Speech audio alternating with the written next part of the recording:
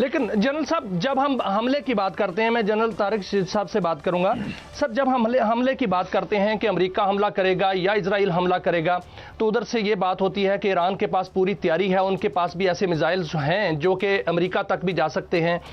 जब ये बात होती है तो एक नई खबर ये आई है कि अमेरिका ने भी कहा है और नेतन्याहू ने भी कहा है कि हमारे पास ऐसे हथियार हैं जो अभी तक दुनिया ने देखे ही नहीं है। और अगर माजी पर जाया जाए तो हसन नसरुल्लाह को जिस हथियार से शहीद किया गया था, उनके जिस्म पर कोई भी निशान नहीं था, लेकिन वो शहीद हो गए।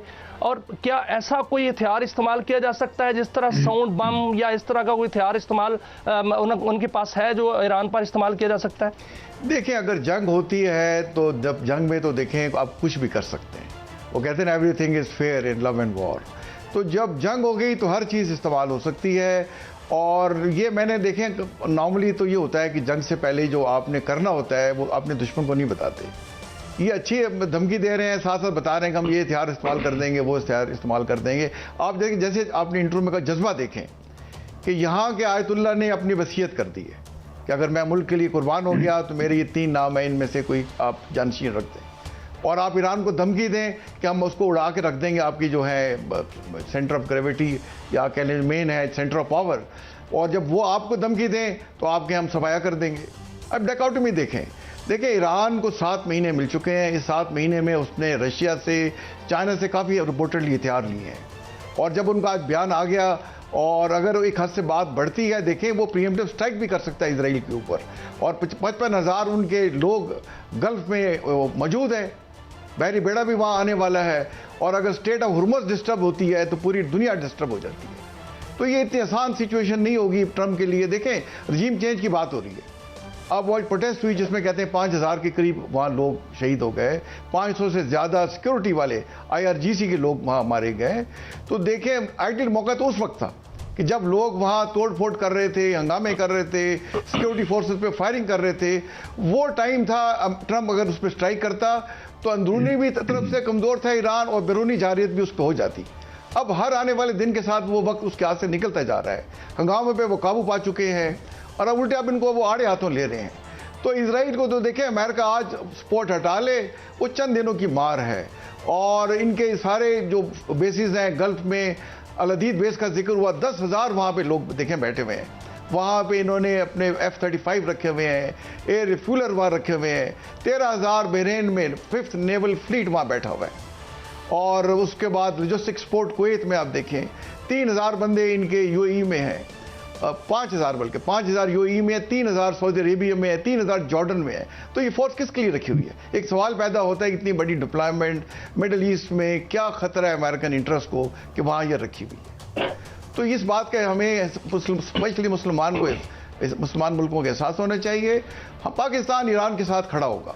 देखिए, अगर इस किस्म की आप चीज़ को टॉलरेट करते हैं तो फिर तो देखें पूरी दुनिया में बिल्कुल लॉ ऑफ जंगल हो जाएगा कि जिसके पास माइट है उसके पास राइट है। आप वेनेजुएला पे चले जाएं, आप ग्रीनलैंड पे चले जाएं, आप ईरान में रजीम चेंज कर दें। तो मेरा ख्याल है कि दुनिया की जो भी जो है रूल बेस्ड गवर्नमेंट्स हैं, जिन्हें कोई इंसानी हुकूक का, इंटरनेशनल नॉर्म्स का पास है, उन्हें ईरान के साथ खड़ा होना चाहिए। और मैं ये समझता हूँ, मेरा ये अपना व्यू है कि हर आने वाले गुजर दिन के साथ अमेरिका टाइम लूज कर रहा है और ईरान मजबूत हो रहा है।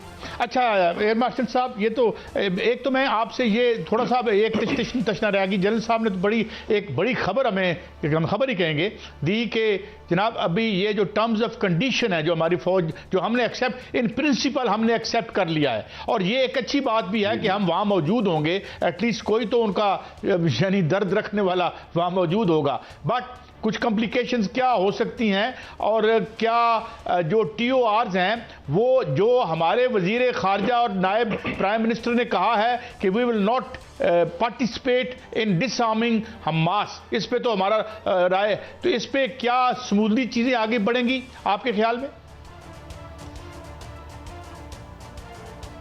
अभी देखिए, टर्म्स ऑफ रेफरेंस जो बनी है इसमें ये बड़ी अच्छी बात है कि पाकिस्तान ने क्लियर कर दिया। फिर जैसे जनरल साहब ने कहा, पाकिस्तान के पास ऑप्शन कोई नहीं थी।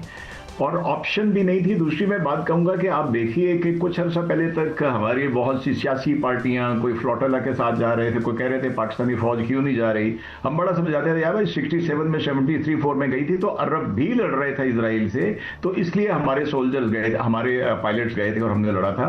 लेकिन ये जो है ये तो पीस प्लान, यानी कि ये वॉर के लिए नहीं है, ये रिहैब, ये जो भी है। तो इसमें अगर हम कोई मुसलमान मुल्क ना जाए और सारे ये आप समझें कि let's say non Muslim country चले जाएं, इजराइल हो, यूके हो, दूसरे यूरोपियन कंट्रीज में अमेरिका हो, तो उस वक्त फलस्तीनी गजा वाले बेहतर महसूस करेंगे या तुर्की है, पाकिस्तान है, यूएई का मैं नहीं कह सकता, to be very honest I am not comfortable. उनके बड़े ताल्लुकात है इसराइल के साथ और उन्होंने अभी इंडिया के साथ भी किया है, लेकिन कम से कम तुर्की बड़ा स्ट्रांगली, रजब तैयब अर्दवान साहब की स्टेटमेंट्स पिछले 10 साल में आप देख लीजिए कितने स्ट्रांगली वो इसको करते रहे। तो आई थिंक एक जिसको कहते हैं एक तसल्ली होगी गजा के लोगों को तुर्की और पाकिस्तान के इसमें होने से। और हमने बिल्कुल क्लियरली बता दिया है कि हम डिसआर्म करने में हिजबुल्लाह को या हमास को उसमें हमारा हाथ नहीं होगा। तो बाकी इतना कंफर्टेबल नहीं होगा। आई थिंक हमें थोड़ा टाइम लगेगा चीजों को देखने में, कॉम्प्लिकेटेड इक्वेशन आप कह रहे हैं, स्मूथली चीजें हो रही हैं। एक चीज और मैं कहूंगा सबके जी जल साहब एक और चीज कहूंगा। जी सर फरमाइए मुकम्मल कीजिए। मैं कह रहा था कि देखिए पहले जितनी पाकिस्तान की बड़ी कंट्रीब्यूशन रही है यूनाइटेड नेशन की पीस कीपिंग फोर्स में, जो एक चीज फर्क है कि यहां पे यूनाइटेड नेशन भी ट्रंप है और ये ग्रुप भी ट्रंप का है, इसमें कोई अम्ब्रेला नहीं यूनाइटेड नेशन का। अदरवाइज बोस्निया में जनरल साहब को याद होगा कि हमने बड़ी हेल्प की थी मुसलमानों की और बहुत उनको हमसे फायदा हुआ था। ये जरा एक ट्रिकी चीज है कि यहाँ पे बोर्ड के सदर भी, बोर्ड के मेकर भी ट्रंप हैं और इसमें कोई यूनाइटेड नेशन की ब्लेसिंग नहीं है। तो ये थोड़ा सा एक कैची सिचुएशन है। Let's see how it unfolds. अच्छा जनरल साहब, मैं एक और सोशल मीडिया पे बड़ी खबरें आई हैं और उसकी कोई हमने तरदीद भी नहीं सुनी कि बहुत से जहाज देखे गए हैं जो खामोशी से चाइना और रूस के लैंड करते रहे ईरान में। तो ये एक सेंस है कि भी वो कोई उन्हें दे रहा है मदद या कोई, और फिर ईरान ने ये भी क्लेम किया है कि वो 10,000 से ज़्यादा जो मिसाइल्स हैं वो केपेबल है। तो ये आपको लगता है कि इस खामोशी से उसको आम कर रहे होंगे ये दोनों मुल्क?